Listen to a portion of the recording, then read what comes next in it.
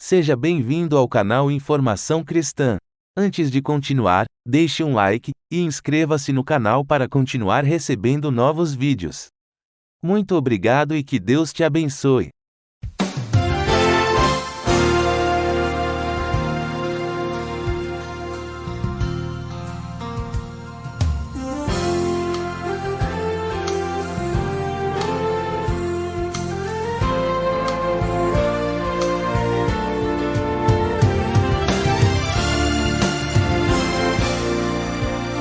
Muitas pessoas têm tido seus sonhos destruídos pela falta de confiança absoluta em Deus. A Bíblia está repleta de exemplos de grandes sonhos cumpridos para a glória de Deus. Encontro com a Palavra é um programa escrito pelo Dr. Dick Woodward e narrado por Pastor Edson Bruno. Ouça e descubra verdades que lhe ajudarão no seu dia a dia. Com você, Pastor Edson Bruno.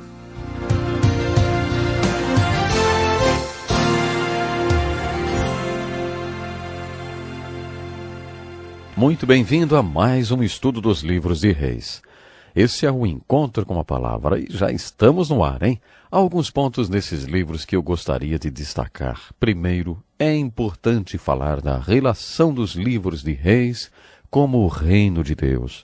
Aqui o reino de Deus é diferente do reino de Deus mencionado no Novo Testamento. Esse é o reino hebreu, o reino que o povo escolheu quando decidiu que Deus não seria mais o seu rei. Eles quiseram ter reis como as outras nações tinham. Lembre-se, essa não foi a vontade orientadora de Deus. Essa foi a vontade permissiva de Deus. Deus não foi responsável por todas aquelas terríveis consequências que os filhos de Deus experimentaram, resultantes de seus reis apóstatas e ímpios. Muitos de nós já lemos o livro Ascensão e Queda do Terceiro Reich, que narra a Alemanha de Hitler. No geral, não gostamos muito desse tipo de leitura. Os fatos são chocantes, verdadeiros e históricos. Ler os livros de Primeiro e Segundo Reis é quase a mesma coisa. Nesses livros lemos sobre a ascensão e a queda do reino que os filhos de Israel escolheram ter.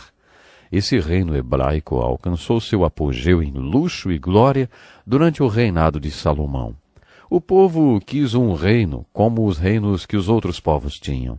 Deus queria um sistema teocrático, um sistema de governo onde ele governa através de um profeta, sacerdote. Os filhos de Israel quiseram um reino terreno igual ao restante do mundo. Eles conseguiram o que queriam, principalmente durante o reinado de Salomão, quando o reino alcançou seu auge. Eles conseguiram o que queriam, mas, assim como o reinado de Hitler, também não durou muito. Esse reino hebreu terreno não durou muito porque essa não era a vontade orientadora de Deus. Por isso, em 2 Reis, capítulo 17, verso 24, lemos sobre a queda da parte norte desse reino. Em 1 Reis, nós lemos a descrição de como o reino foi dividido. Em 2 Reis, os reinos do norte e do sul caem. Em 2 Reis 17 e 22, lemos a impressionante narrativa. Os israelitas permaneceram em todos os pecados de Jeroboão e não se desviaram deles, até que o Senhor os afastou de sua presença, conforme os havia advertido por meio de todos os seus servos, os profetas. Assim o povo de Israel foi tirado de sua terra e levado para o exílio da Assíria, onde ainda hoje permanecem. Esse trecho refere-se ao reino do norte, que era chamado de Israel.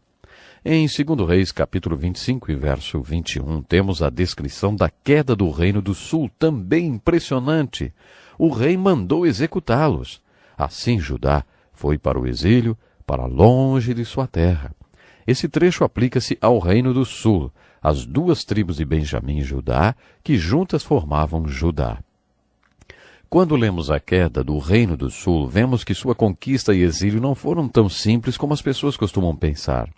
O povo babilônio não apareceu lá de um dia para o outro, conquistando a cidade de Jerusalém e levando seu povo cativo. Na verdade, a cidade de Jerusalém caiu 3 vezes em um período de 20 anos. Jerusalém caiu pela primeira vez quando Jeoaquim era rei. Jeoaquim entregou a cidade e foi para a Babilônia, onde serviu ao seu rei babilônico por 3 anos. Mas depois Jeoaquim se rebelou contra as forças da Babilônia. Os babilônios tiveram que conquistar a cidade pela segunda vez. Desta vez o filho de Jeoaquim, chamado Joaquim, entregou a cidade. Jerusalém caiu pela segunda vez. Muitos dos filhos de Israel foram massacrados, e muitos dos que não foram mortos foram levados cativos para a Babilônia. Quando os babilônios levaram os filhos de Israel, que não tinham sido mortos pela Babilônia, nomearam um rei para servir de marionete das autoridades babilônicas, chamado de Zedequias.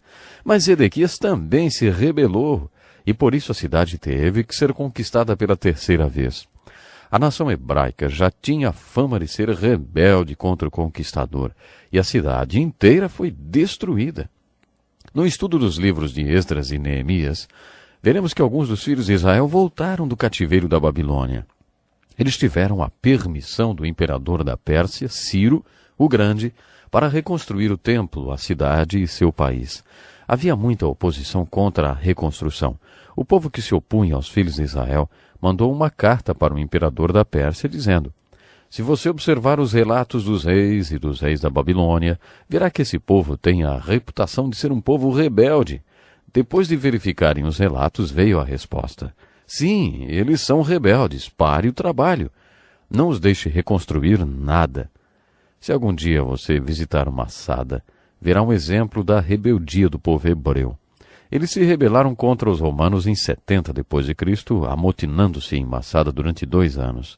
Esses judeus preferiram suicidarem-se do que se renderem aos romanos. A cidade de Jerusalém já foi destruída muitas vezes no curso de sua história. Devido à completa destruição que sofreu em 70 d.C., a Jerusalém que conhecemos hoje não tem nada a ver com a Jerusalém dos tempos de Jesus. O povo hebreu passou por um período que se iniciou em 70 Anno Domini e que culminou com o Holocausto, e que eles tinham uma atividade de cordeiro, ou seja, passiva. Hoje eles assumiram uma atitude arrogante, ativa e deliberada. Estão treinando seus jovens para serem arrogantes. Hoje em Israel, todo jovem, quando atinge a adolescência, entra no exército de Israel. Eles são levados para Massada, a fim de fazerem juramento ao exército israelense. Neste novo milênio, Israel está recuperando a reputação que seu povo sempre teve de ser formado por grandes guerreiros e rebeldes. Lembre-se que o nome Israel significa lutador.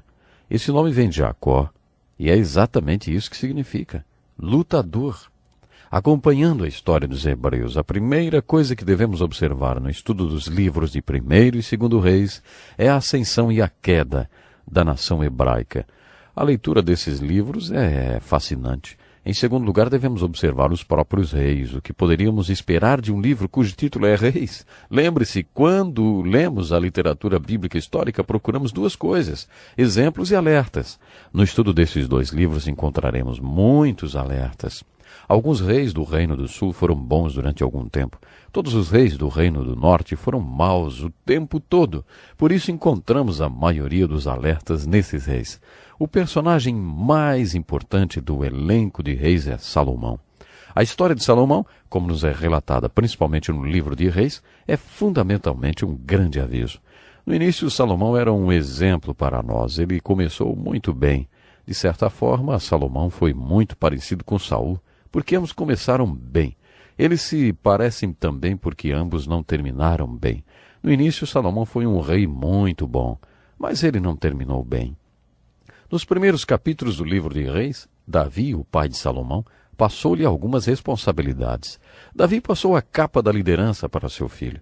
Podemos perceber o lado humano de Davi em seu leito de morte, quando disse a Salomão que fosse atrás de Simei, aquele homem que o amaldiçoou enquanto ele deixava Jerusalém. Você se lembra, quando Davi voltou do exílio, ele perdoou Simei? Lembra disso? Mas quando estava morrendo, Davi disse a Salomão: eu prometi a Simei, jurando pelo Senhor, que não o mataria a espada. Mas agora não o considere inocente. Você é um homem sábio e saberá o que fazer com ele. Apesar de ele já ser idoso, faça-o descer ensanguentado à sepultura. Então Salomão matou Simei. Davi também falou para Salomão acertar as contas com Joabe, porque tinha matado meus generais Abner e Amassa. Davi disse: você se lembra que Davi demonstrou seu desagrado, especialmente quando Abner foi morto. Mas eu suspeito que a razão principal de Davi ter falado para Salomão pegar Joabe é porque ele tinha matado Absalão. Davi não disse isso, mas eu acho que essa foi uma das razões principais pelas quais ele mandou Salomão matar Joabe. Quando Davi passou para Salomão a responsabilidade de ser o terceiro rei de Israel, parece que Salomão seguiria os passos de seu pai. Salomão orou: Senhor, eu não passo de um jovem e não sei o que fazer. Teu servo está aqui entre o povo que escolheste, um povo tão grande que nem se pode contar. Dá, pois, ao teu servo um coração cheio de discernimento para governar o teu povo e capaz de distinguir entre o bem e o mal. Pois quem pode governar esse teu grande povo? Salomão fez essa oração muito bonita no início do seu governo. Deus foi tocado com a oração de Salomão e disse: já que você pediu isso e não uma vida longa, nem riqueza, nem pediu a morte dos seus inimigos, mas discernimento para ministrar a justiça, farei o que você pediu. Eu lhe darei um coração sábio e capaz de discernir, de modo que nunca haverá ninguém como você. Também lhe darei o que você não pediu, riquezas e fama, de forma que não haverá rei igual a você durante toda a sua vida.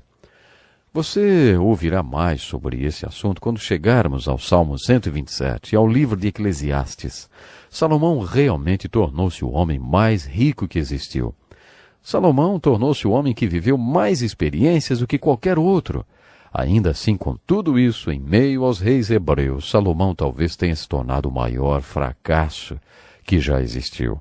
Lembre-se, eu já disse isso, mas quero enfatizar agora. Você está estudando os livros de 1º e 2º Reis, a divisão do reino, a sua queda, o cativeiro do povo e toda a calamidade que vieram sobre o reino e que não foram resultado do pecado de Davi.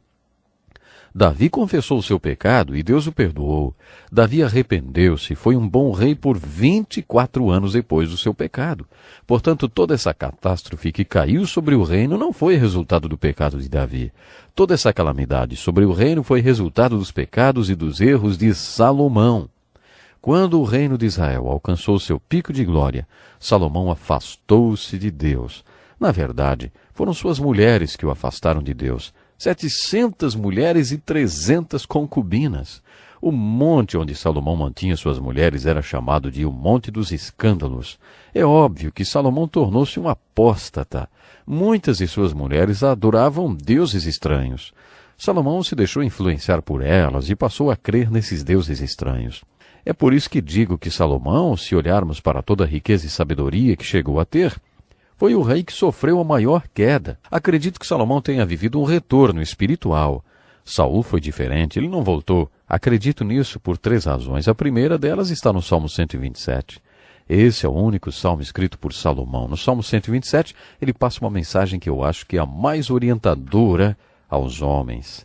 Ele diz: é possível trabalhar em vão, é possível construir em vão, é possível preocupar-se em vão. Salomão foi um grande construtor. Ele construiu o templo e também cidades e parques. Ele construiu uma frota de navios só para navegar até uma rainha e dizer-lhe: oi, tudo bem? Ele foi um construtor fenomenal. Quando ele escreveu seu pequeno salmo, ele diz: é possível construir em vão. É possível trabalhar muito em vão. É possível preocupar-se em vão, porque é possível preocupar-se com as coisas erradas. A segunda razão para eu achar que ele viveu um retorno espiritual é o livro de Eclesiastes. O livro de Eclesiastes é uma canção de arrependimento de Salomão. Nós ainda vamos estudar o livro de Eclesiastes. E a terceira razão para eu acreditar que Salomão voltou-se para Deus é que, quando esse período da história é relatado, não só o pecado de Davi é omitido, mas também o pecado de Salomão. Eu acredito que realmente ele se arrependeu. Bom, nós temos que ficar por aqui hoje. Até o nosso próximo encontro com a palavra. Que lição importantíssima. Obrigado, Pastor Edson Bruno. Prezado ouvinte, coloque em prática o que você ouviu aqui. Sem dúvida, sua vida será grandemente abençoada. Este é um estudo escrito pelo Dr. Dick Woodward, na voz do Pastor Edson Bruno. Escreva-nos e solicite o material. Nosso endereço é Encontro com a Palavra, Caixa Postal 2011, CEP 89201-970, Joinville, Santa Catarina. Até o nosso próximo encontro com a palavra.